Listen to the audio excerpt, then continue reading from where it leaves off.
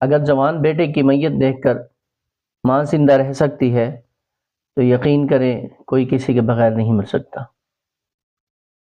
محبت، عشق، انڈرسٹینڈنگ کے نام پر نامحرم کے پاس اپنی عزت گروی نہ رکھیں، یہ سب ناجائز اور گناہ کے کام ہیں۔ اسلام میں اس رشتے کی کوئی بھی اہمیت نہیں ہے۔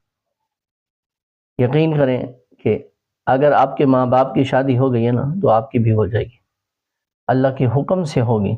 اللہ پر بھروسہ رکھیں، دعا اور استغفار کا اہتمام کریں۔ ربنا هب لنا من ازواجنا وذرياتنا قرة اعين واجعلنا للمتقين اماما استغفر اللہ ربی من کل ذنب واتوب الیہ۔ دعاؤں کا اہتمام کریں، استغفار کریں، صبر سے کام لیجئے، انشاءاللہ اللہ پاک آپ کے لیے خوبصورت اور اچھے رشتوں کا انتظام فرمائیں گے۔ اپنے آپ کو گناہوں سے بچائیں، نامحرم سے، ان تعلقات سے اپنے آپ کو بچائیں۔